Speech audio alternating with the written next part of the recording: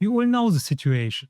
The alarm goes off in the dark, you didn't want to get up, but you got up anyway. Then traffic, the kind where you stare at the same brake lights for 20 minutes and feel like your life is draining away. Then 9 hours of a job you stopped enjoying in your 30s. A boss who never says thank you. Emails at 10 at night.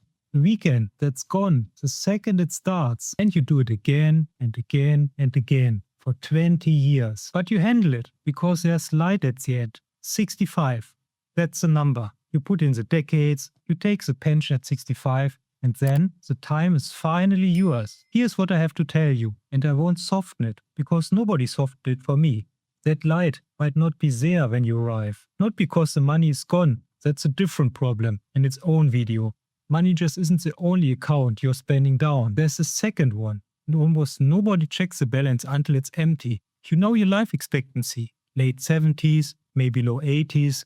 It's in every retirement calculator you have ever used. But there's a second number that matters far more. Your healthy life expectancy. Life expectancy is how long you stay alive. Healthy life expectancy is how long you stay alive and well. Being able to move, travel, lift a suitcase, play with your grandkids. The gap between those numbers is the part of your life you spent managing decline. Doctor appointments, pills, waiting rooms, being told what you can't do anymore. Every retirement plan optimizes your savings. But nobody plans the second number, your health. Even though it decides whether the retirement is any good. Meet Tom, 52, engineer, good at his job. He has a plan in a spreadsheet with a green cell at the bottom. Work to 65, clears a mortgage, buys a camper van, drives the coast with his wife. He has the route saved. Tom isn't lazy, he isn't stupid. He's doing exactly what he was told to do. His spreadsheet tracks his money to the pound, but it doesn't track how many healthy years he has left. Hold on to Tom. We'll come back to him later. A health researcher called Jeff Nobbs ranks the developed countries by healthy life expectancy. Japan is top, about 74. Singapore, 73.5. Korea, 73. Switzerland, 72.5.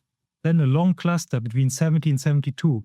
Canada, 71. Germany, 71. Australia, the same. The UK, around 70. Then there's the United States. And America isn't at the bottom of the cluster. America is nowhere near the cluster. About 66 is the healthy life expectancy there. Read that again, because the whole video sits on it. Healthy life expectancy in the US is about 66. Full retirement age, 67. On average, the good years run out before the retirement even starts. And the countries beating America aren't winning either. Their retirement ages are 66 or 67. So even in the good countries, the average person gets 3, 4, maybe 5 healthy years on the other side of the finish line. That's the best case. 40 years of your life in exchange for just 4 good ones. Would you sign that if somebody put it in front of you? Nobody would. Yet almost everybody is signed up for it right now without even noticing. Your grandparents were the last generation this actually worked for. And I don't need a spreadsheet for this. Look how many people in their early 40s, yes, 40s, are already on daily medication.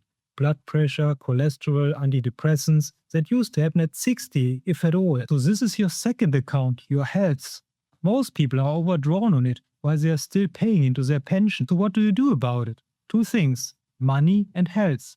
Everybody gets told about the money side, but almost nobody gets told to take control of their health. Let's start with money first quickly, because people get this backwards. The purpose of money is not to buy things, it's to buy back your time. And past a certain income, most of what people buy isn't bought for enjoyment. It's bought to be seen, usually to impress people we don't even like. That's trading real freedom for a moment of silent approval. Worst exchange rate in the world.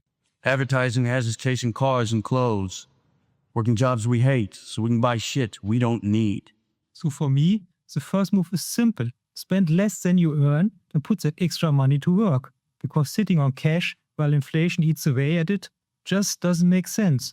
Now the second half, your health. This is the one that decides whether any of the money was worth earning. A clear note first, I'm not a doctor and this isn't medical advice. If you have a condition or take medication, talk to a professional before you change anything. Here's the mechanism. Once you see it, you can't unsee it. Every time you eat your standard American or European diet, your blood sugar goes up. That's normal. It's meant to work. and then to come back down. The problem is what the modern diet looks like. Cereal or toast for breakfast, a sweet coffee mid-morning, sandwich at lunch, a fizzy drink in the afternoon, a snack on the way home, pasta or rice in the evening, then ice cream in front of the TV, and more sugary drinks in between, which is the part that most people really underestimate. So as a result, your blood sugar never really comes down. It's high more or less from the moment you wake up until you fall asleep, every day for decades. Again, I'm not a doctor, but I've researched this and tested it on myself for 30 years. And from everything I have found, and some medical experts now say the same, blood sugar that stays high damages the inner lining of your blood vessels or anything that is touched by it. It's called glycation. It's a big problem because your blood vessels are not a side system. They feed everything, your heart, your brain, your kidneys, your eyes. That slow damage is exactly what turns healthy years into managed years. That's the connection nobody makes. Everything you eat today or tomorrow determines your health in the future. That second and more important account. And that's only half of it. This is the answer that might explain the reason for the obesity pandemic and how to lose weight permanently. When blood sugar goes up, your body releases insulin to bring it back down and store what's left over as fat. And while insulin is up, your body cannot burn fat. It is in storage mode, not in burning mode. So this isn't really a calories in, calories out kind of thing. It's driven by carbohydrates because carbohydrates raise your blood sugar. And when blood sugar is high, your body has to get it out of the bloodstream because it knows it's doing damage. So it turns it into fat and stores it. Now picture someone eating carbohydrates every few hours, all day. What would that mean? Insulin would be up nearly all the time, which means fat burning is switched off nearly all the time. So this could be the missing piece. Even if mainstream health advice ignores it, that explains why so many people keep gaining weight no matter what they try. Because there's the one thing they have not changed, avoiding all sugary or carbohydrate-rich foods. So it might not be down to willpower or bad genes. It's the switch and it's hardwired into the body. You cannot burn a fuel tank you keep refilling, and all sugar and carbohydrates raise blood sugar levels and force insulin release, which then stores it as fat. Now, this is my own view, and I flag it clearly as my view, not mainstream science. I don't think red meat is a villain, like I outlined earlier. I think the damage to the cardiovascular system comes from sugar and refined carbohydrates, and from the industrial seed oils that are now effectively in everything you buy. Fast food, ready meals, and yes, the expensive restaurants too. They all cook with it. And for me personally, I even step away from olive oil because of the way it's often treated, processed and blended on store shelves. In my own routine, I stick strictly to traditional animal fats like tallow or butter. Cholesterol isn't a waste your body wants to get rid of. It's building material. Every cell membrane uses it. Your hormones are built from it. Your body makes it on purpose. Every day, because it can't function without it. My read is that we spent 50 years blaming animal fat while sugar and seed oils quietly did the damage. So what do we eat then? In my own routine, I focus almost entirely on fatty meat and maybe fish. It sounds extreme to most people, but for my body, that's where the magic happened. I'm probably on the extreme end of this. I have been strict carnivore for over 10 years, mostly red meat and animal foods. I'm 49 now. I can run 10 kilometers without thinking about it. I can do 300 pull-ups in 45 minutes. No brain fog, and my markers are excellent for my age. But you do not have to go as far as I have. All you do is just to cut the sugar and refined carbohydrates right down. Replace them with fatty cuts of meat or fish and cook your own food without seed oils. You will feel a huge difference within weeks. If you have to, you can still keep some vegetables as a side. I have not eaten any in years though. And most importantly, stop the sugary drinks and coffees in between meals. They are the main reason that keep your blood sugar and insulin levels elevated throughout the entire day. But most astonishing is that by doing so, the weight most likely will come off too, because the automatic storing path that carbohydrates open is not activated anymore. Meat and fat don't raise insulin levels the same way as carbohydrates. Just know that sugar hides almost everywhere. Read the label on everything you buy and avoid artificial sweeteners. Even the little ketchup or barbecue sauce on the side. or the sweet coffee after lunch can undermine your entire effort. And look at this chart. It's astonishing how much the sugar consumption has been going up over the years.